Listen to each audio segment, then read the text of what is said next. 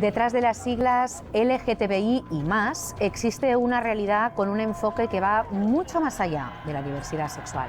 Hablamos de identidad, pero ¿una etiqueta nos identifica o todas las personas somos más que eso? Recién aprobada por el Consejo de Ministros, la Ley de Igualdad Social y No Discriminación por Identidad de Género, queremos conocer un poco más las reivindicaciones y los logros de este colectivo. Nos acompaña Francisco Javier Rebollero, portavoz de la Federación Estatal de Lesbianas, Gays, Trans, Bisexuales, Intersexuales y otros. Bienvenido. A Francisco Javier. ¿Cómo? Fran, mejor. Fran, ¿lo reducimos a Fran? Sí, muchas gracias por invitarme y bienvenidos a todos. Muchas gracias por haber venido. Las siglas ya son extensas porque hace falta. Ahora se añade el más. Es un grupo muy heterogéneo, pero ¿qué tienen en común todas estas denominaciones? Pues tenemos en común la persecución por nuestra identidad, por nuestra expresión de género, por nuestra orientación sexual.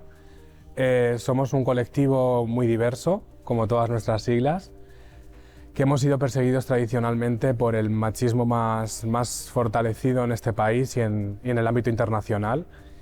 Y esa es nuestra baza, nuestra lucha, ¿no? Trabajar en contra de las agresiones que sufrimos día a día, de la indiferencia en muchas ocasiones por parte de las administraciones o incluso del apoyo, como está pasando ahora mismo en algunos países de la Unión Europea que están siendo investigados y que están siendo cuestionados por la misma Comisión Europea, ¿no?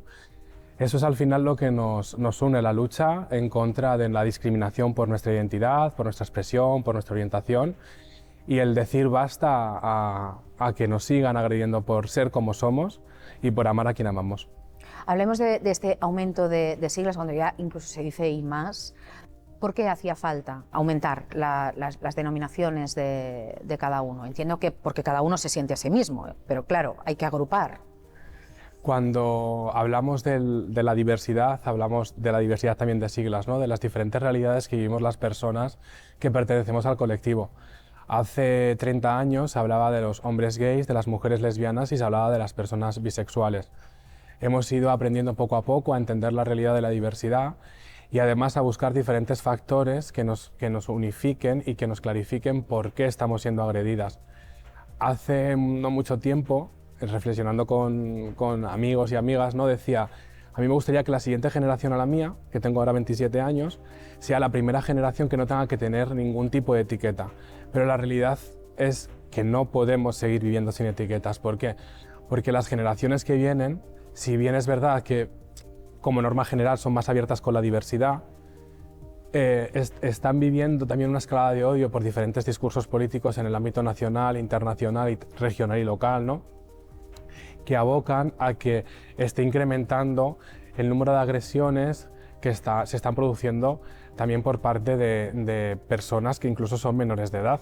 Este verano, un poquito antes del verano, antes del caso de Samuel, que fue sangrante para el colectivo, vivimos en Alicante un caso que fue muy fuerte, que se denunció desde la Policía Nacional, se estaba investigando desde febrero, en el que veíamos como una persona que estaba en un lugar de Alicante que se llama El Tosal, fue agredido por una manada de 13 jóvenes menores de edad en su mayoría. Las edades estaban comprendidas entre los 15 y los 20 años. El ver cómo esas generaciones que vienen, aunque tengan más asimilada la diversidad por las diferentes por la formación, por la educación, porque las profesoras y los profesores también hacen un ejercicio de aprendizaje, ¿no? Siguen todavía utilizando los recursos del machismo y de la homofobia más recalcitrante, nos hacen creer que todavía no está conseguido todo lo que tenemos que conseguir.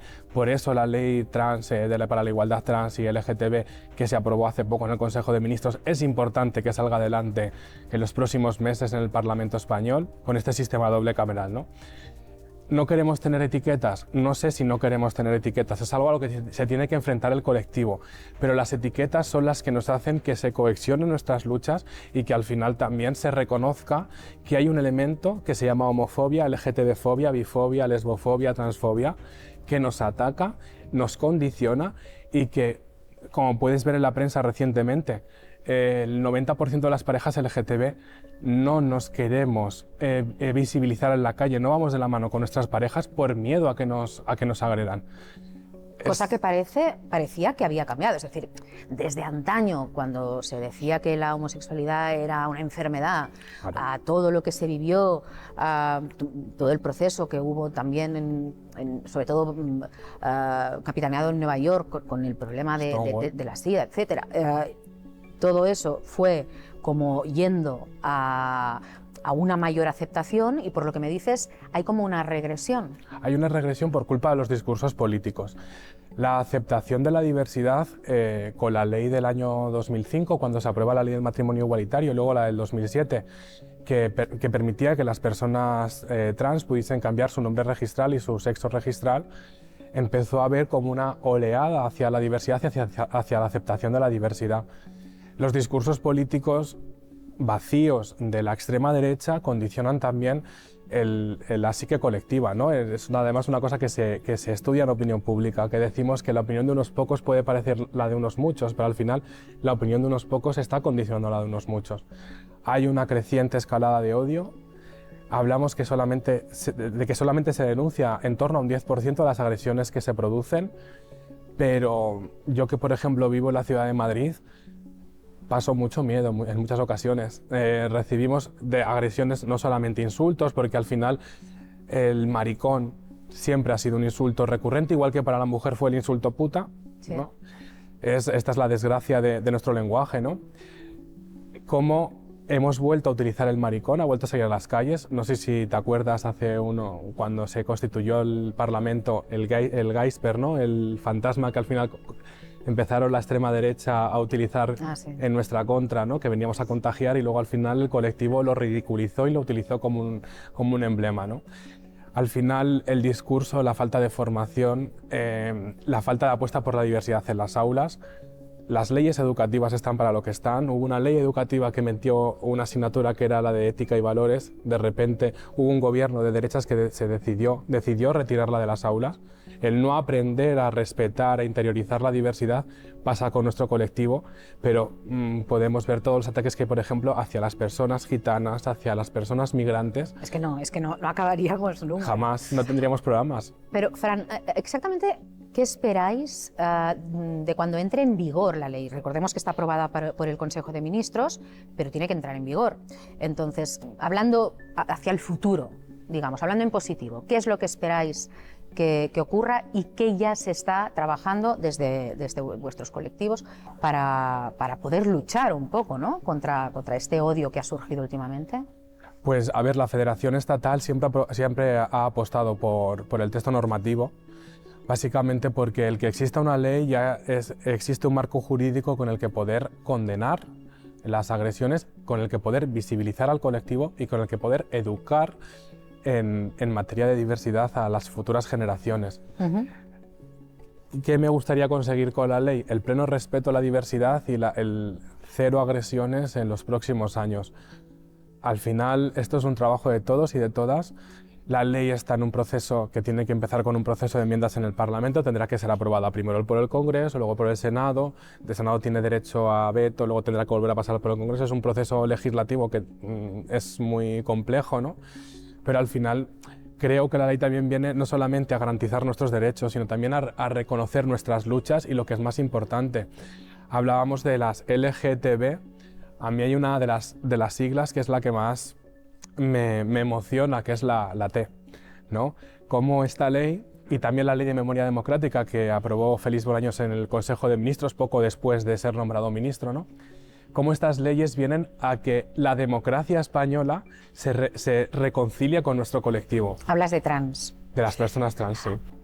Porque actualmente gays, lesbianas, dijéramos que han sido más aceptados que los trans, que han quedado un poco al margen. No sé si incluso podríamos hablar de marginalidad, ¿no? Sí. Incluso. A ver, yo soy un hombre gay cis, es decir, nací como soy, nací hombre, y reconozco que soy un privilegiado. Al final, los hombres, es verdad que hemos sufrido la agresión por ser homosexuales, como toda la parte del colectivo, Y es verdad que si yo voy de la mano con mi pareja, que es un hombre, me van a pegar porque soy la pareja de un hombre. A una mujer lesbiana, la invisibilización de las mujeres lesbianas les llevan a que es la hermana, es la madre, es una amiga, ni siquiera la relacionan como pareja. Si hablamos del colectivo trans, ahí hay programas para hacer, en el sentido de que es un colectivo tradicionalmente vejado, tradicionalmente insultado, totalmente olvidado, que ha sido condenado a la precariedad más absoluta, porque en este país se les ha condenado a la precariedad más absoluta, con unas tasas de desempleabilidad altísima. Los sindicatos mayoritarios hablan de en torno de un 80% de personas trans en situación de desempleo, con lo que ello conlleva. Al final, yo mi pluma la puedo invisibilizar, pero mi aspecto físico, mi identidad no la puedo invisibilizar. Además, hemos vivido un proceso de pandemia en el que hemos estado encerradas en nuestros armarios. Hay una cantidad de gente joven que ha tenido que volver hacia atrás para que en sus propios senos familiares no viviesen esa violencia que vivimos en las calles. Por eso digo que las leyes no vienen solamente a garantizar derechos, que es lo que tienen que hacer, sino a reconciliarse con un colectivo que nunca se les ha reconocido. Y doy solamente un apunte. Rápido. El último apunte muy rapidito. Hay una fundación que se llama 26 de diciembre que trabaja con el colectivo LGTB que lleva al colectivo a las residencias de mayores, ¿no? Vamos a empezar a pensar cuántas personas del colectivo LGTB, gracias a la represión franquista, no pudieron trabajar y viven con pensiones de miseria que no pueden llegar a pagarse ni siquiera una residencia para poder vivir. Es para pensar. Esto es lo que viene a reconciliar la democracia con el colectivo y con esta ley. Pues Fran, esperamos que realmente esta ley sea un revulsivo que tire para adelante la defensa de estos derechos por parte de toda la sociedad, no solo del gobierno. Y muchísimas gracias por haber venido aquí a contárnoslo. Gracias a vosotras por el interés por el asunto.